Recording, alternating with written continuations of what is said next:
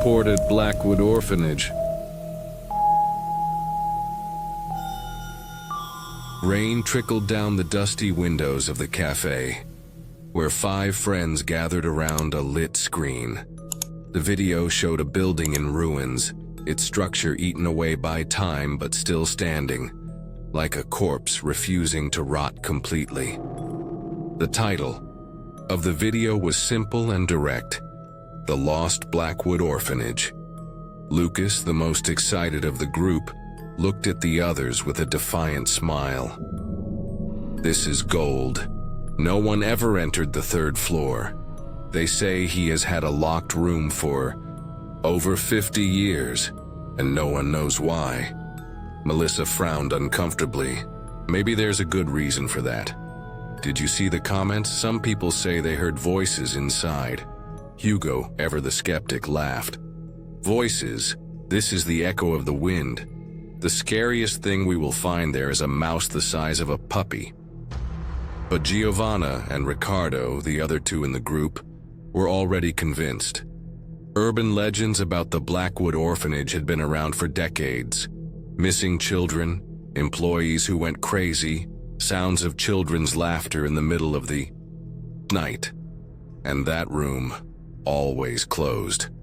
On screen, the urban explorer in the video stood in front of a door sealed with chains and a rusty padlock. The words scratched into the wood, although almost erased by time, were still visible. "Do not open. Don't listen. Don't look." Lucas slammed his hand on the table, excited. "If no one opened it, then we are the first. This will give us thousands of views." He lifted his backpack. "So who's inside?" Silence hovered for a few seconds, but one by one, they nodded. None of them knew it, but that was the moment their lives began to flow down the drain of destiny. The dirt road wound through the forest like a deep gash in the night skin. Blackwood's orphanage loomed ahead, its brick walls darkened with age, broken windows reflecting the faint moonlight. The rain had stopped, but the air was still thick, with humidity, making the atmosphere even more oppressive.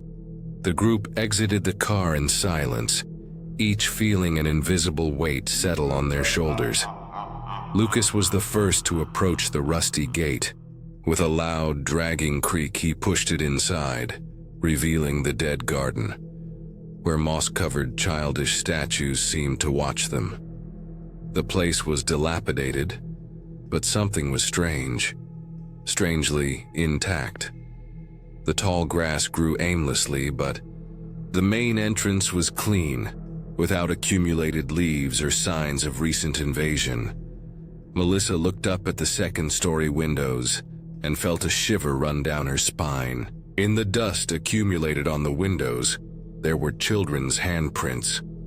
Some small, some larger, as if they had been pressed against the glass from the inside. She opened her mouth to warn the others, but hesitated. Maybe it was just an illusion of the darkness. "Let's get on with it," muttered Hugo, already holding a flashlight. "The faster we record, the faster we get out." Ricardo pulled the handle of the main door, and to his surprise it gave way easily, creaking in protest. It wasn't locked. The smell of rotting wood and mold filled their noses as they took the first step inside. The floor creaked under the weight of forgotten years. Giovanna activated her camera. The flashlight cut through the darkness, revealing a huge lobby with a dust-covered reception desk.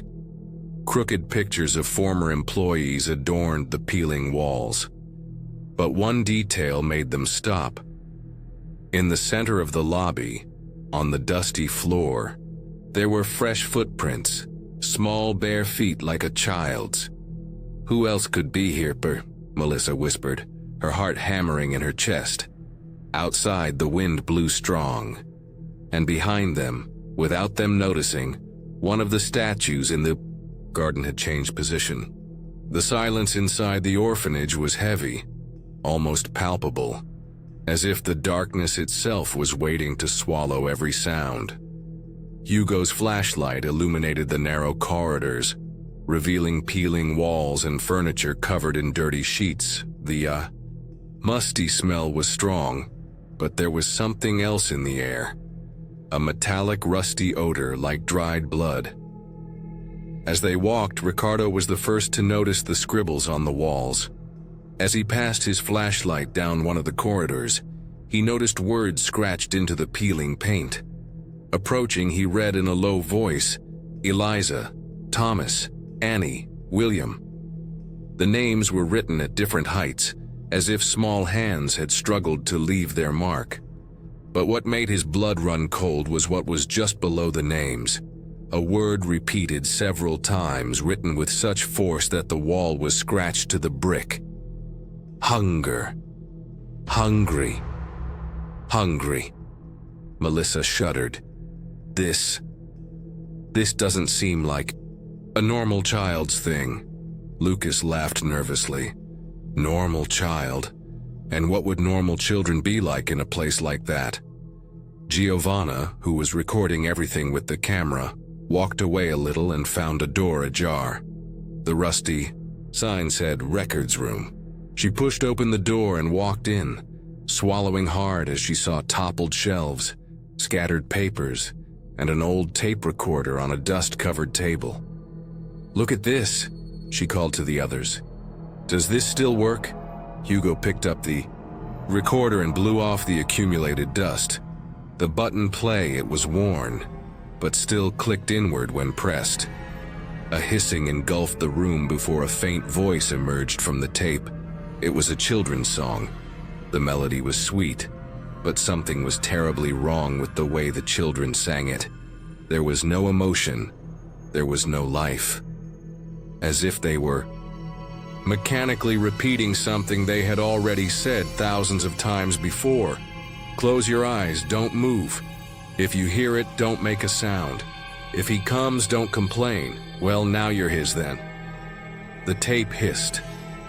And then heavy breathing echoed from the other side of the recording.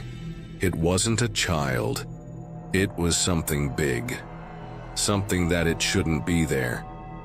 The recording stopped abruptly, but the hissing from the device continued, and it was at that moment that they heard the same hissing coming from upstairs. The squeaking upstairs stopped as quickly as it started, but the silence that followed was worse. The group looked at each other, speechless, just listening to their own hearts pounding in their chests. Lucas tried to hide his discomfort with a forced smile. "It must just be interference from the recorder. I don't know, an echo," but no one responded. Everyone knew it wasn't an echo. Climbing the stairs, each step creaked beneath your feet as if the wood was whispering warnings. Hugo's flashlight shook slightly, casting strange shadows that seemed to move on their own. The third floor was colder than the rest of the building. The air there had a different weight, as if it were thicker, harder to breathe. It was Ricardo who saw it first. There, at the end of the narrow corridor, partially hidden by cobwebs and accumulated dust, was the room locked. Thick chains crossed the dark wooden door, rusty with age but still strong. The large old padlock looked like it had been sealed decades ago. Over the door, warnings scrawled with desperate fury, they marked the wood in different styles of calligraphy. "Do not open, don't listen, don't look." Melissa felt a shiver run down her spine. Why would someone lock this room like that? What were they trying to keep from getting out? Lucas, ignoring the question, approached, touching the chain. "It looks like something from a horror movie set."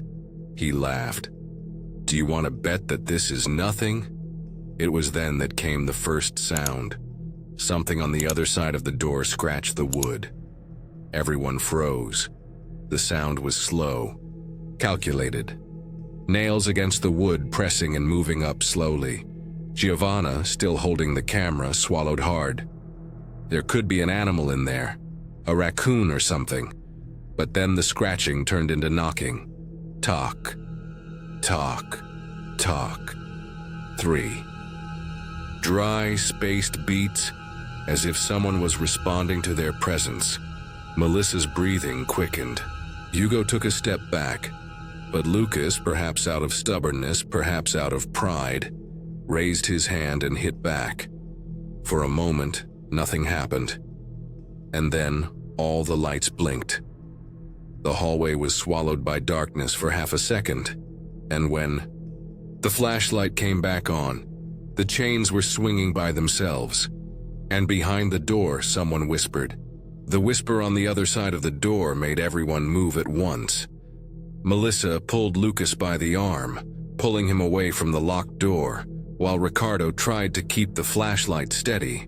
The chains were still dangling, as if someone on the other side had just touched them. "Let's get out of here," Giovanna said, her voice shaking. "Now." Nobody argued. The group hurried down the stairs, the echo of their own footsteps mixing with the muffled sound of something moving on the third floor. They needed to understand what was happening there, but they could no longer ignore the danger. It was Hugo who had the idea. "The basement. If you have any answers about this place, you will be there." The cellar door creaked with rust, resisting before finally giving way with a dull click. A smell even more rotten, it emerged from the dark, like wet wood mixed with rotting flesh. The underground space was vast, with narrow corridors and toppled shelves. Files, old toys, and broken furniture were scattered around, as if someone had tried to hide the place's past under tons of oblivion. It was Ricardo who stumbled upon the right object. He accidentally kicked a pile of fallen books and saw something black leather beneath the dust. Picking up the object, he realized it was an old diary, dated 1957. "This might have answers," murmured Melissa, turning the yellowed pages carefully. The diary belonged to a former employee of the orphanage, Senora Holloway, and as Melissa's eyes ran over the scribbled words, the horror began to reveal itself. The children are disappearing. First it was Eliza, then Annie. We tried to call for help, but no one heard us. The board said we should forget it, but we heard the cries at night. The third floor has been sealed. We've locked it inside. But the voices, they continue. They ask for more. If anyone finds this, you by God don't open the door, don't look, don't listen. Melissa's hands were shaking. They knew, the employees knew what was going on. But Hugo, distracted, knelt down next to an old, overturned desk. This is even stranger. Among the rubble, trapped between broken boards, he found a rusty key. It was big, heavy, and had a number marked on it, 33. "It's the key to the locked door," whispered Giovanna. They hid it here. The group looked at each other in silent dread, because now there were no more doubts. The question was not what they should open that door. It was because this key was still here, waiting, and who or what would be waiting on the other side. The rusty key felt heavy in Hugo's hands, as if it were made of lead. No one spoke, but everyone felt the same thing. They shouldn't have found that.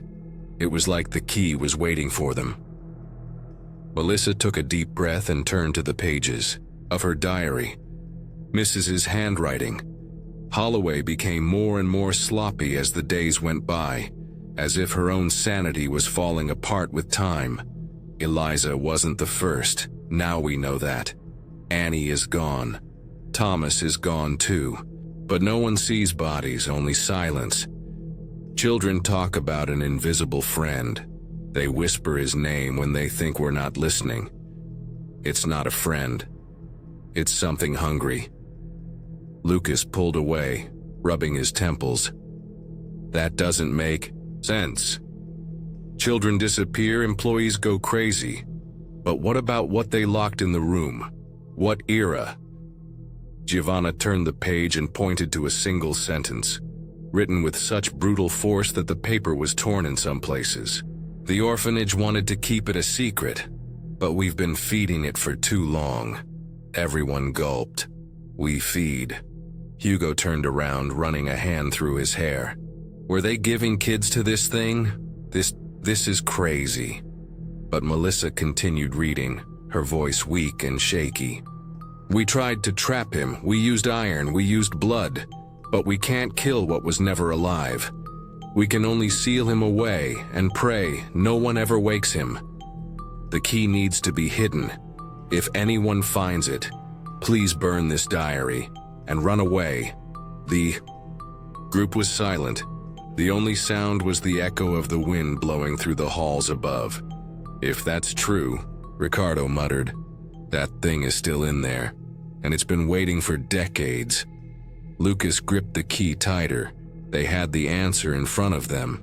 The question now was, what would they do with it? And that's when it came, the first sound.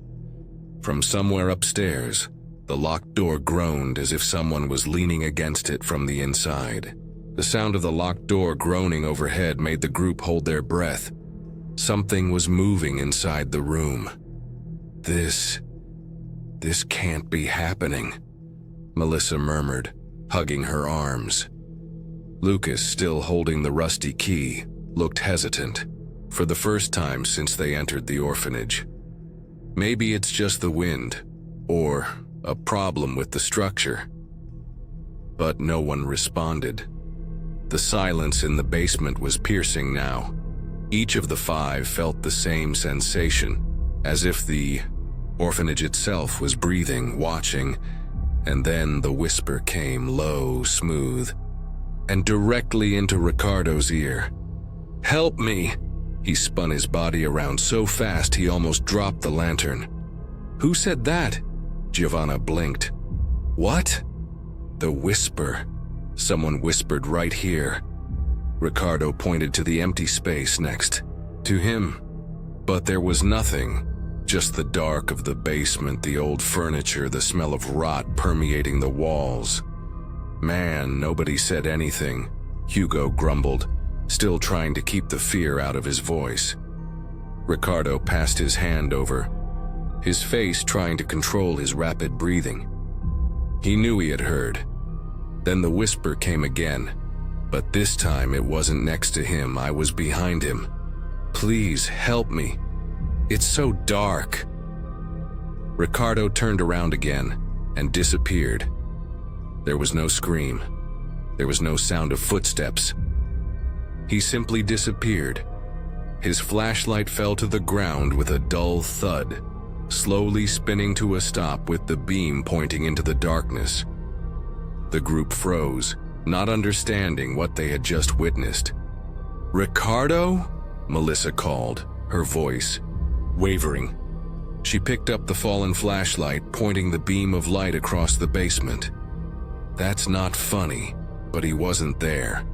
There were no tracks, no footprints. It was as if it had never been there.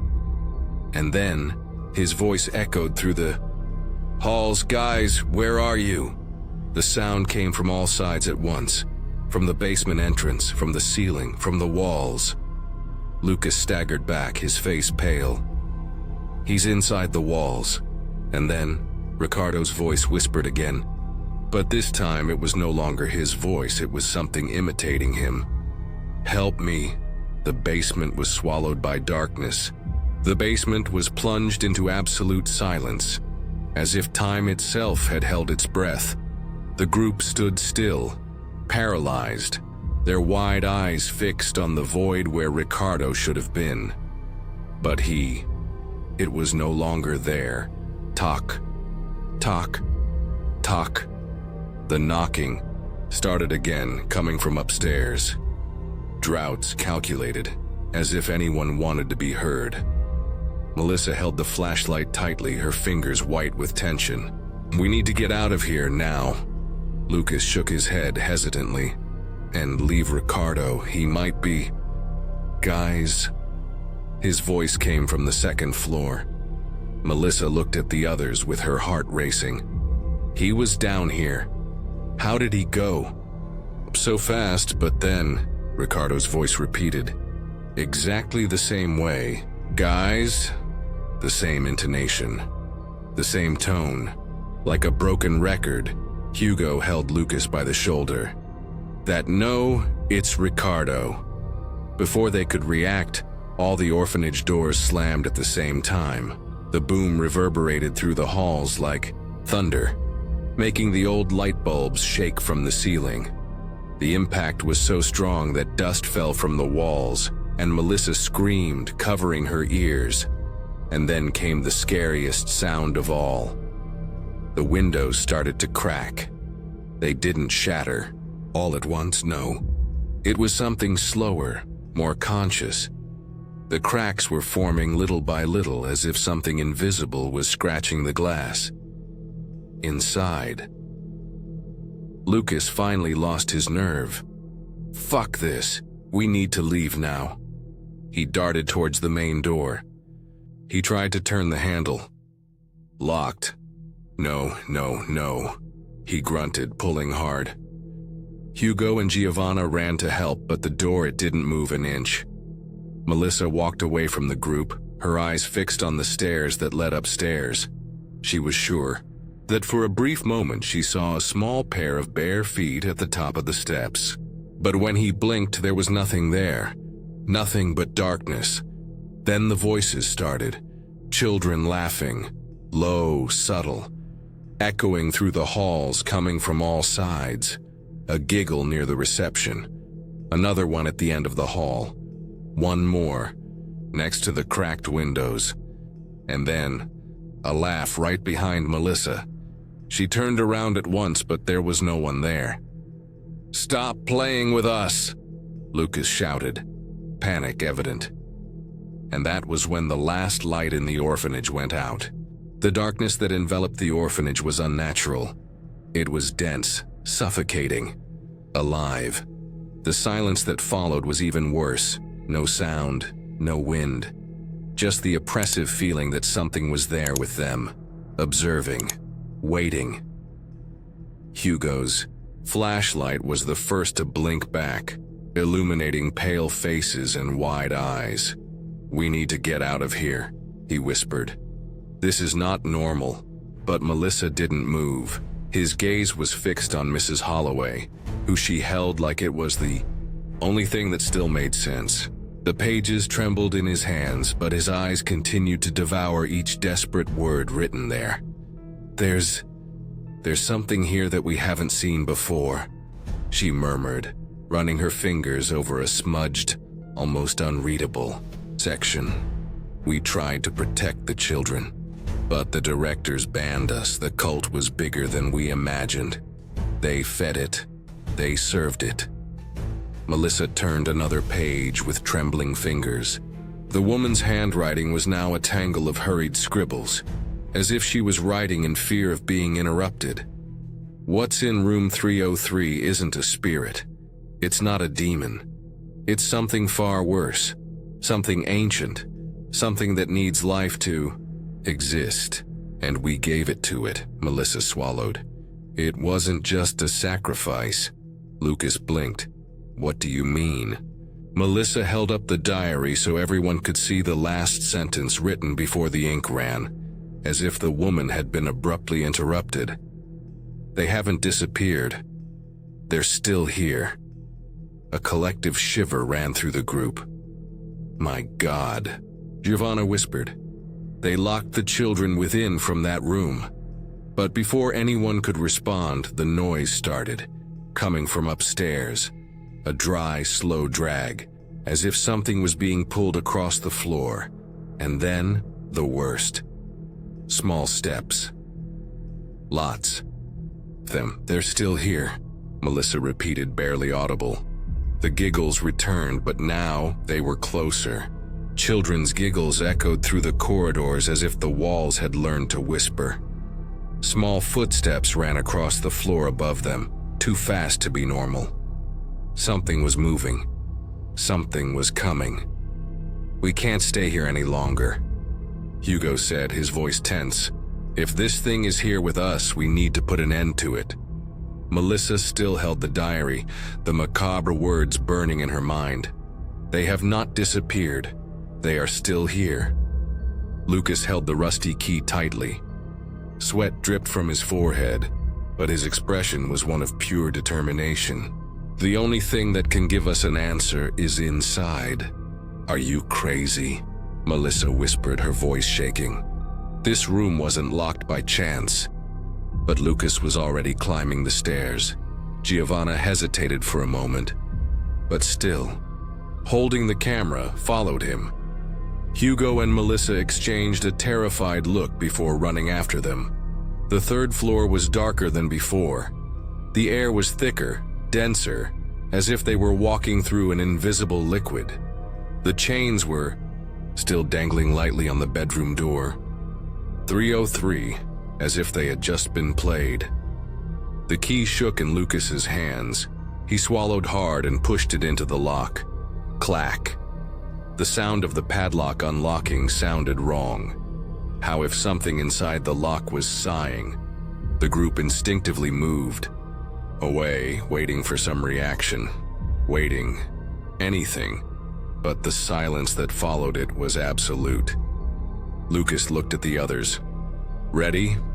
Nobody responded. But no one backed down. He grabbed the handle. It turned slowly. The door creaked as it opened. The darkness inside was so intense it seemed solid. The smell was the first thing to hit the group. A putrid smell of old, damp flesh mixed with something sour, something alive.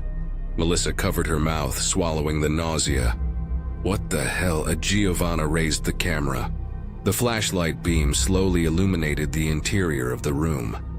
The space inside made no sense. It looked bigger than it should have been. The walls were lost in darkness, and the floor was covered in something that moved very slowly. Like a breath, like something alive. It was then that they saw it, handprints, small, childish, hundreds of them, marked on the walls, on the ceiling, on the floor, and then something moved inside, and the children's laughter, they stopped. The camera's light beam trembled in Giovanna's hands as it passed through the oppressive darkness of that forgotten room. The putrid smell intensified with each step, permeating everyone's throats, as if the air itself was rotting. Lucas was the first to enter, his feet sinking slightly into the dust-covered floor, and something more. Something damp, something warm. The room was big. Too big. This, Hugo whispered, his voice trailing off. That doesn't make sense. The space in here is bigger than it should be. Giovanna slowly turned the camera, lighting the walls, trying to find the edges of the room. But the shadows seemed stretched, as if they were running away from the light, and that's when she saw it. In the corner of the room, a wooden chair rocked on its own. Every slight creaking of the furniture cut through the silence like a warning. Old and forgotten, as if someone had just gotten up from it, or was still sitting there, invisible. There's something wrong with this place, Melissa murmured, hugging herself. Hugo approached the wall, eyes wide. My God! The handprints they had seen outside were nothing compared to what was inside. The wood was deeply scratched, with small, thin nail marks, and some too big to be human. Some were stained with something dark and dry. I think the kids tried to get out, Giovanna whispered, swallowing hard. They tried to escape from that room. Lucas turned around, facing the center of the room. The dust on the floor formed irregular marks, as if something had been dragged or crawled inside. And then, in the middle of the darkness, came a sound low and wet. One exploded as nails scraping against bones. Melissa held the flashlight tighter. We shouldn't be here. And then, right behind her, something breathed. Melissa froze. The air around you changed. It wasn't just the sticky dampness of the room or the putrid smell that clung to the walls. It was something else. Something hot and cold at the same time. Something that moved without sound. Something who knew they were there. And then, she felt a breath. right behind the back of your head." She turned her body so fast she almost dropped the flashlight, but there was nothing there, nothing but darkness. Lucas swallowed. "We need to leave." But before anyone could move, it came by voice low, almost a whisper. "Children's, you found me." The group turned towards the back of the room at the same time. Hugo's flashlight beam flickered as it focused on a dark corner. The space seemed deeper than before, as if there was no wall there, just an infinite abyss. And then two small hands came out of the shadows. They crawled slowly across the ground, their slender, pale fingers pressing into the dust, leaving tracks. Melissa stifled a scream. The childish voice continued, a little louder now. "You shouldn't be here." The ground shook, first lightly, like a distant vibration, but then the whole room really shook, as if something was trying to break through the walls, trying to free yourself. The wooden chair fell back with a loud thud. Nail marks on the wall seemed to deepen on their own, and then another voice appeared. But this wasn't childish. This was short, drawn out, full of hunger. Finally, the flashlight lights flickered, and from the dark, something began to rise. The light from Hugo's flashlight flickered, oscillating between darkness and what was in her. The air felt heavy, as if an invisible force was pulling them to the ground. The putrid smell became unbearable, and Giovanna choked, covering her mouth with her hand.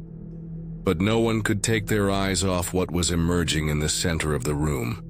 First, it was the fingers. Small, thin, but wrong. The skin seemed stitched together, patched together like an old torn toy. The arms came next, twisted at impossible angles, as if they had been broken and reassembled without care. And then, the face. The thing, or what was once a child, rose from the darkness. Her skin was too pale, translucent, like old wrinkled paper.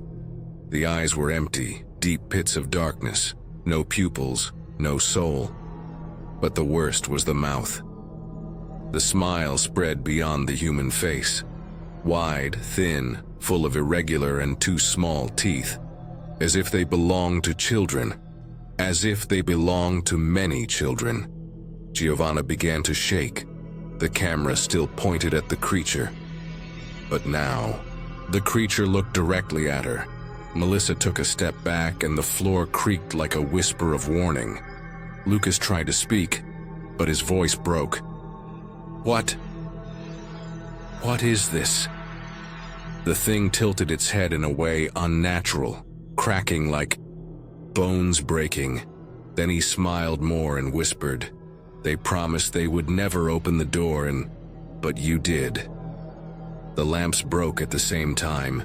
The room was swallowed by absolute darkness, and from the dark, something ran towards them. The sound of something running in the dark made the group react immediately. Melissa screamed. Hugo pulled Lucas by the arm. Giovanna stumbled back, trying to keep the camera pointed at the moving thing. But there was no more direction. There was no more way out. The bedroom walls they stretched. The space around them began to change, as if they were inside something alive. Nail marks on the walls moved alone, deepening, oozing as if they were made of flesh and not wood. "What is happening?" Hugo yelled, trying to run to the door. But the door was no longer there. Lucas turned around, his breathing quickened. "It's not possible. We just walked in, the door was here." But now there was no longer any way out. Melissa fell to her knees, eyes wide.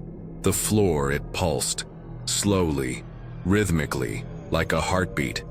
The room was breathing. The thing in the center of the room moved without moving his feet. She seemed to glide, floating lightly above the ground. His smile continued wrong, too wide, too stretched, pretending something that was never human. "Welcome back," she whispered. The temperature plummeted, and the darkness deepened. Suddenly, the walls fell apart, dissolving into something viscous and black. The room began to expand, the edges disappearing until everything around them was a vast, distorted void. Giovanna swallowed, shaking from head to toe. This isn't the orphanage anymore. And then, in the distance, they began to hear the voices. Children crying, whispering, calling for help. But there was something wrong with those voices. Something behind them. Something bigger.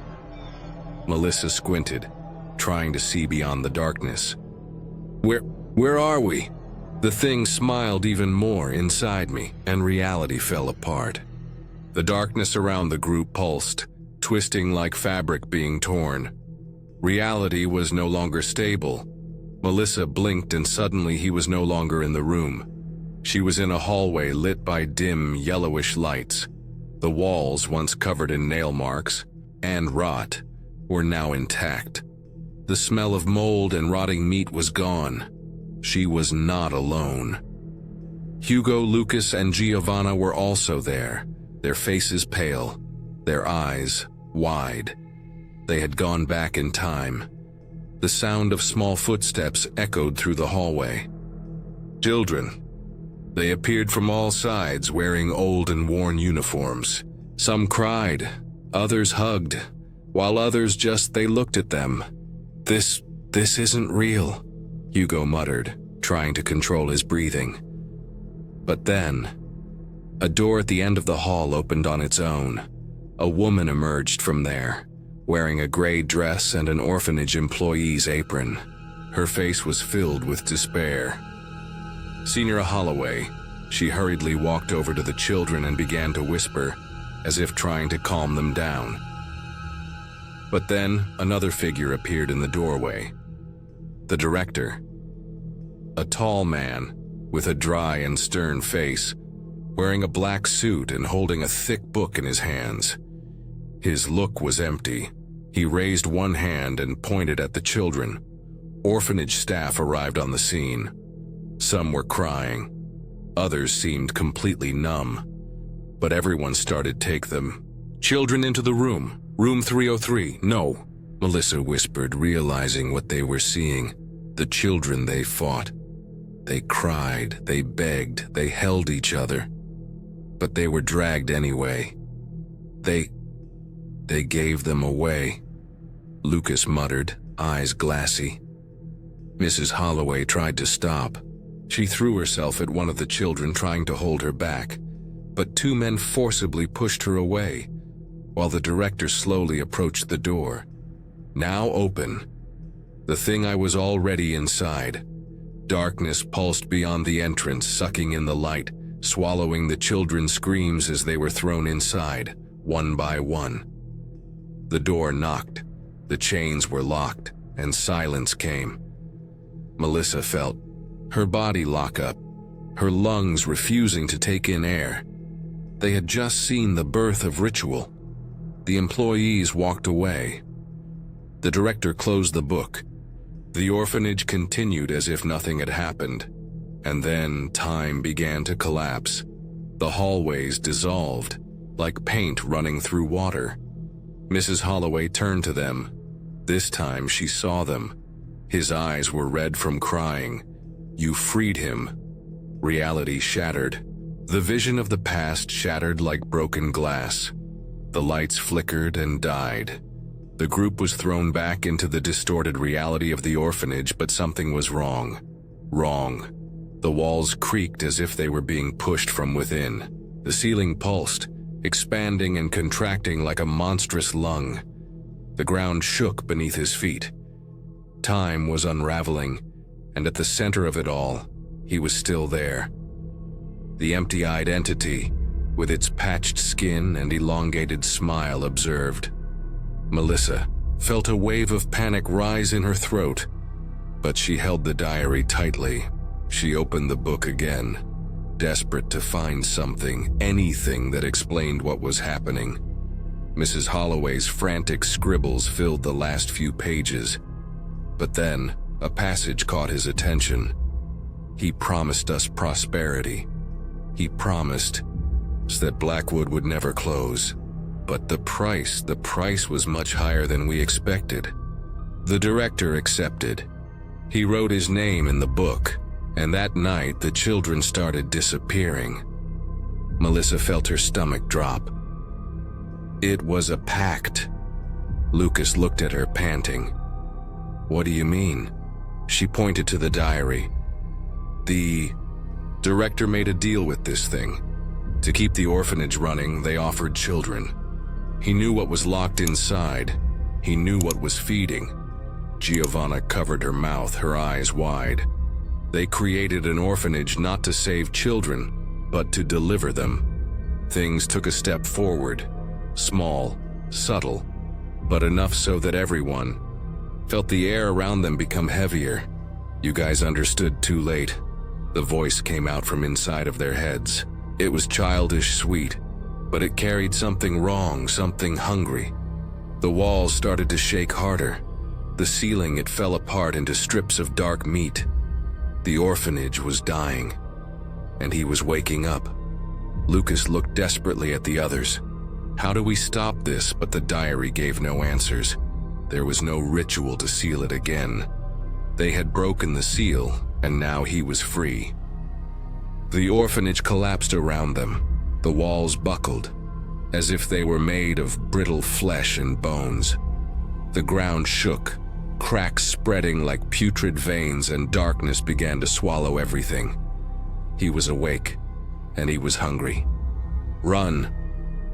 Lucas shouted, pulling Melissa by the arm. But there was nowhere else to run. The room was growing. The space distorted like an illogical nightmare. The corridors lengthened, twisted, repeated themselves. Each door led back inside. Giovanna looked back and saw Hugo being pulled. Thin hands, too small to be human, appeared from the ground, and they grabbed her ankles. He screamed, struggling, clawing at the rotten floor. "Get me out of here!" Melissa ran up to him, trying to hold him. But it was already too late. The hands pulled him into the darkness, sinking his body into the wood like quicksand. His scream was abruptly cut off. He disappeared.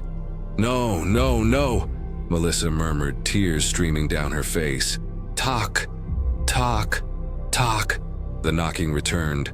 Now more nearby, more strong. He was playing with them. Giovanna ran without thinking, her heart hammering. In her chest, the camera still shaking in her hands. But as soon as he turned the hallway, the space closed around him. Themselves, orphanage walls moved, forming a dead end. A sigh echoed behind her.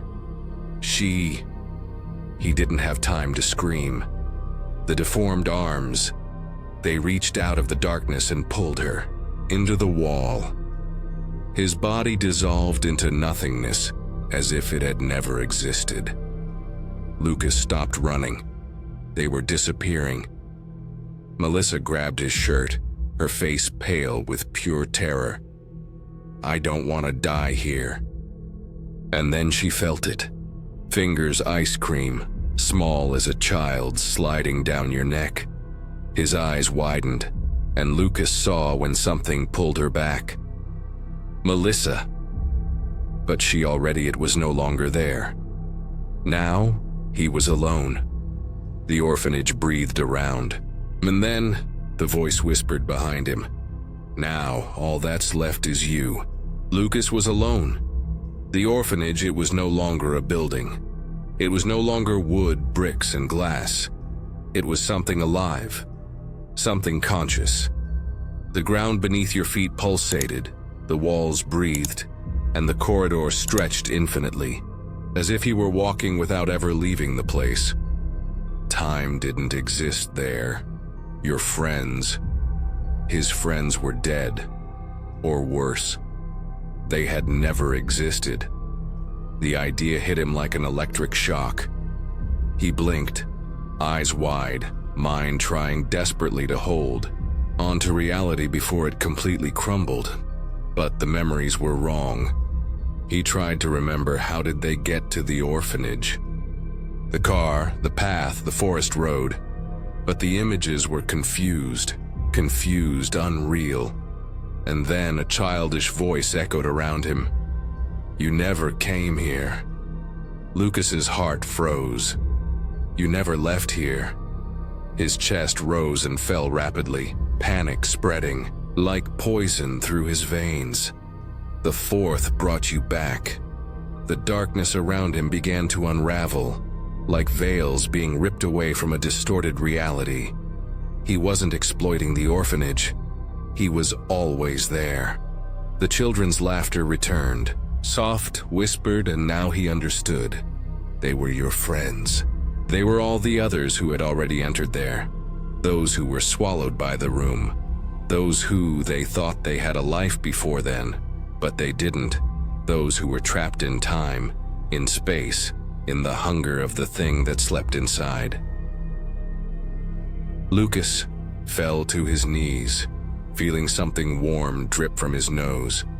The ground vibrated beneath him like a hungry animal waiting to devour him. And then, the voice whispered for the last time, "Now you remember," and the world around you turned off. Silence consumed everything. Then the orphanage began to rebuild. The warped walls fell back into place, the cracks disappeared, and the old furniture was once again covered with a fine layer of untouched dust. The smell of rot evaporated, replaced by the stuffy, still air of a long-forgotten building. The doors that had closed violently were once again ajar, waiting for new steps, new visitors. The names on the walls, the screams echoing in the void, everything was erased, as if it never happened. The room 303, it was sealed once again. New intact chains covered the door. The padlock glowed, as if it had been placed there at that moment. And inside, in the absolute dark, something smiled. 1 week later, across town, a new video appeared on the internet. Urban explorers disappear in haunted orphanage. Read the headline. The footage was shaky, full of interference, but it still clearly showed the group. Lucas, Melissa, Hugo, Giovanna, and Ricardo. Laughing, teasing each other before walking through the gates of Blackwood Orphanage. But the video ended abruptly. No answers. No bodies found. Just another urban legend growing up on the internet. In the comments, the same question was repeated. Anyone else want to try exploring this place? And at the bottom of the screen, in an almost imperceptible frame, the childish footprints were still there. Waiting for someone else. Blackwood Orphanage fell silent, untouched, forgotten. The wind blew gently through the broken windows, stirring up dust across the dusty floor. The shadows of the night crept across the walls, lengthening, breathing, waiting. The city went on with its life. The disappearances became rumors. Some believed that the group had simply fled. Others said that they had been victims of a crime that had never been discovered. But those who knew the legend knew.